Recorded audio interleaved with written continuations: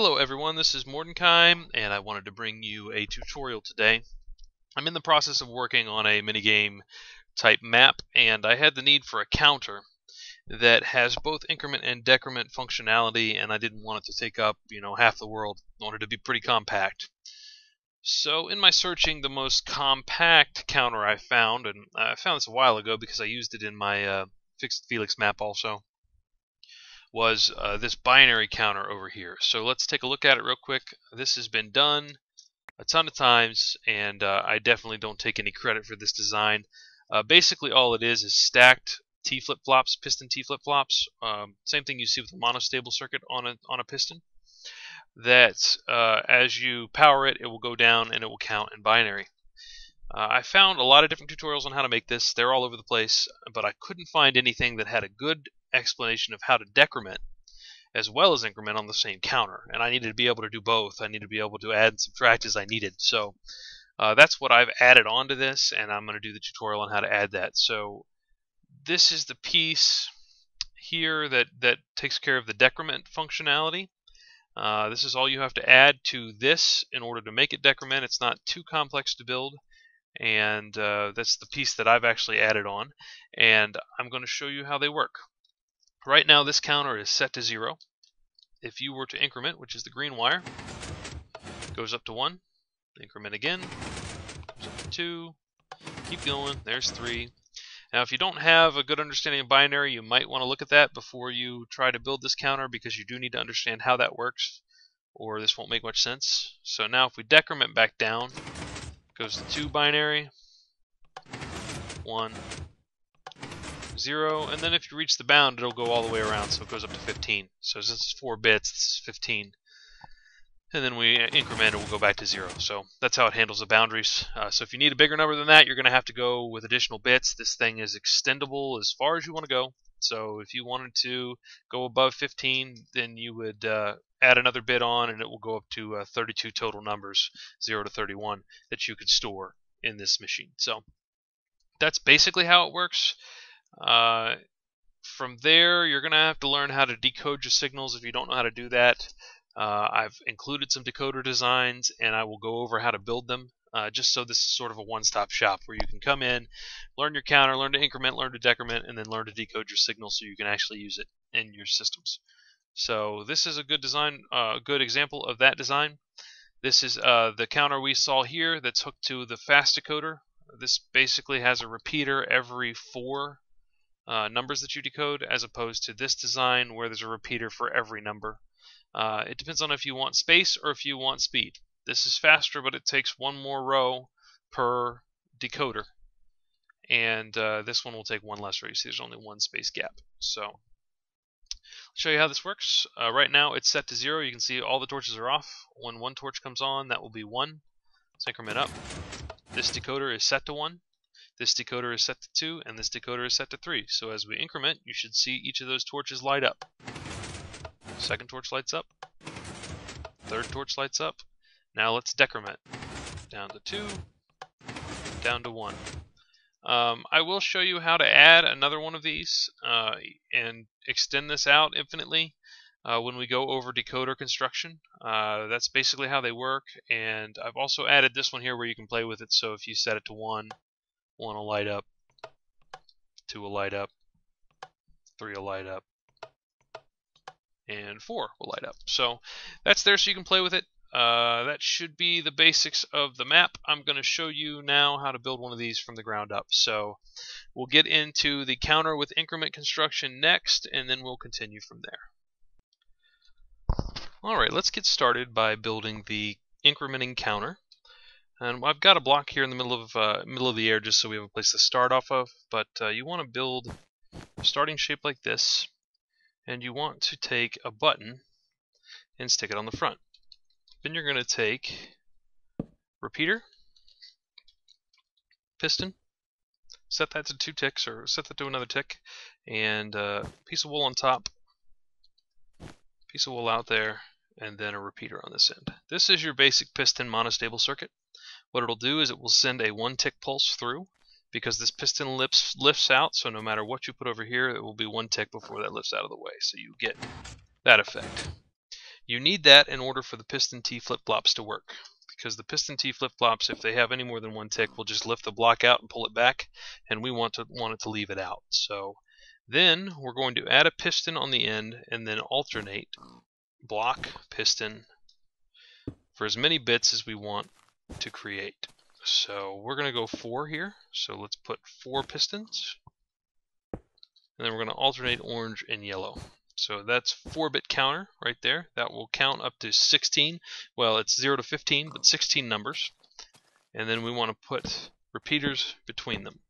So there is your basic layout for that. Let's get some sand and put it on top of there. Let's get a sand block right there. Sand block, put it on each of there. And then if we hit this, it should set it to 0, which is all up. Then we'll go ahead and put our outputs in place while we're here. Let's get I've been using a diamond block, so let's use that. And it needs to be down 1 below here, and then step up. Same here. Now this is if the piston is in the up position. See how it's 1 block up? Because we need to be able to get the power through here. Let's do that all the way down.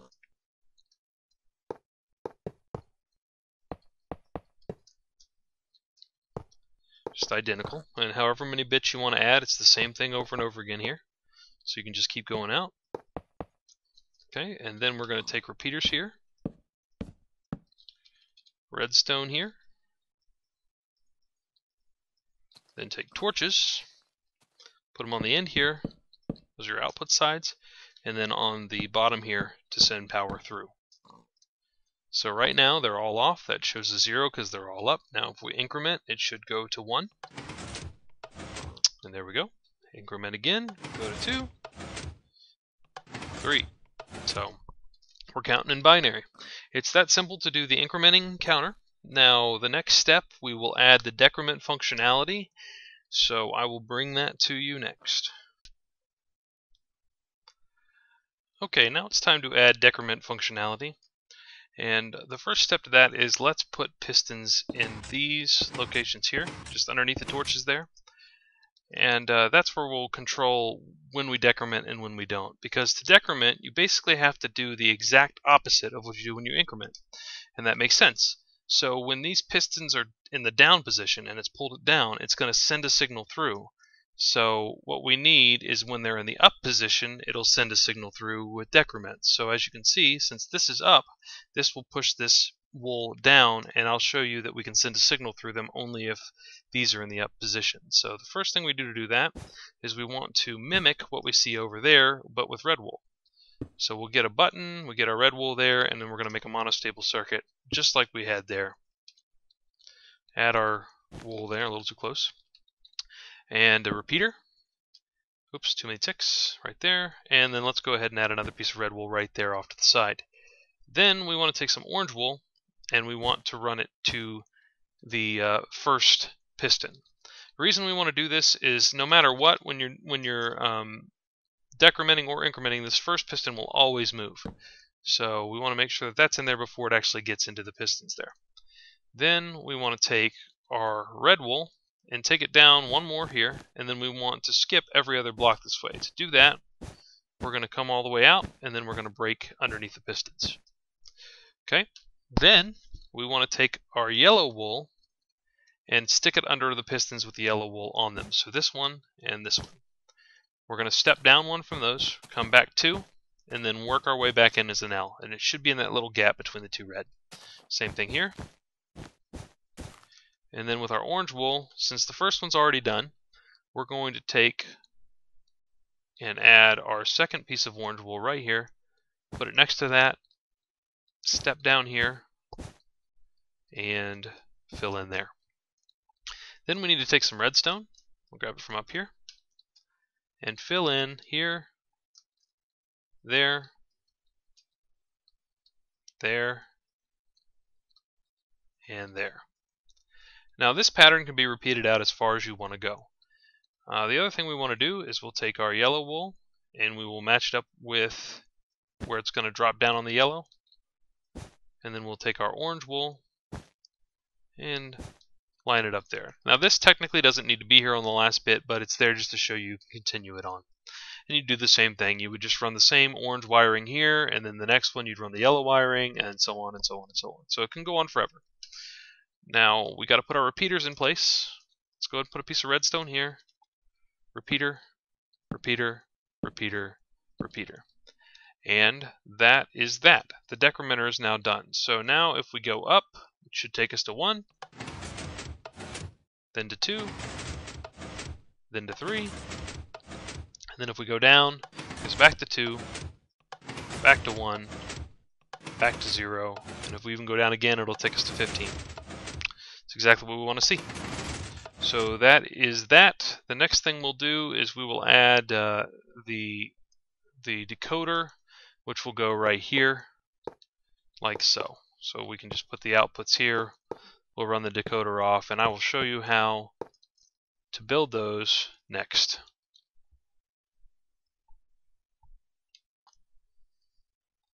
Okay, now we're ready to attach the decoder. This can be done a couple different ways, but I'm going to show you the fast decoder just because it's quicker. I've got a couple other designs on this map. If you need them, they're over there. But let's go ahead and start by adding that fast decoder. We're going to have a block 1 out with some redstone on it. That's going to carry our output signal.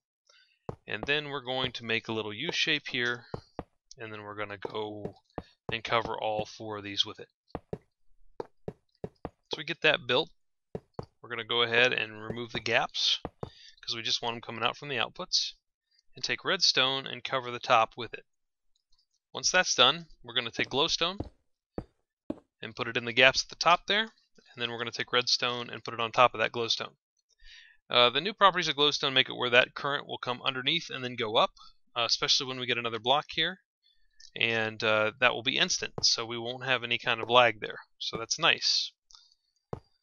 Then we'll add our blocks on top like so, and you can see that this current will pass through, come back up this block, and then go into this block. So the way we decode is with the signal, whichever of these lines are going to be on, in order to decode that, we want to put the torch directly on top of the block. If the lines are going to be off, we're going to put it to the side.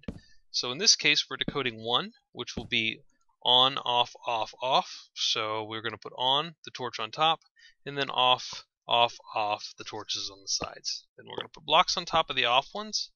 Then we're going to do a second torch, which will negate that. And then we're going to take a line and run it all the way across the top until we hit the last torch. Redstone all the way across the top of this line, and then a torch on the end. If you have enough of these where you get past the redstone limit, you'll have to stick a repeater. Make sure you do that between torches. So you would stick the repeater on this block. Now that will decode 1. So if we increment, it's now at 0, all of them off. If we increment to 1, that torch should come on. Okay, now we'll move on and we will add a second decoder. You want to come out 2 blocks, so add an extra one, and then step down, make the U shape like before, and just come out, and then destroy the gaps, same as before. Run a redstone,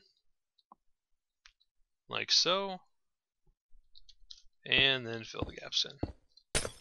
Now you don't necessarily have to do this in order. You can do this basically in anything you want to decode. You could decode 1, then 10, then 4. It doesn't make a difference. Then we're going to do the same exact thing, except for this time we're going to decode, let's say, 6. Well, in binary that would be 4 and 2 right there, and then these 2 would be off because the value of this one would be 8 and the value of this one would be 1. So that should decode to binary 6.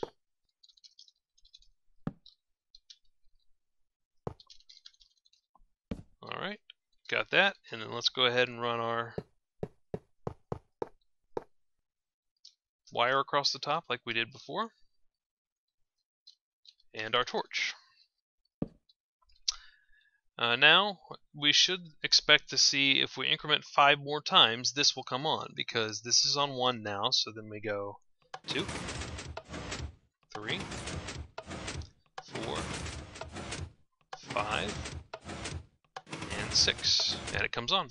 So you see the basics of how it works. It's whatever outputs are supposed to be on for your number. you'll just set those to the torch on top, and if they're supposed to be off, you set the 2 torches. And you can keep doing that for any number you want to go with, and pretty much build it out infinitely and continue to do the test. Just make sure that after 4 of these decoders, you add a repeater at the bottom of this little U shape, pushing that way. Otherwise, the signal will die on you. And I've got examples of that over here. So see how the 5th one is a repeater. That's basically how that works. Here's your alternate design here. Feel free to play around with them, and I hope you guys find this useful. And we'll see you next time.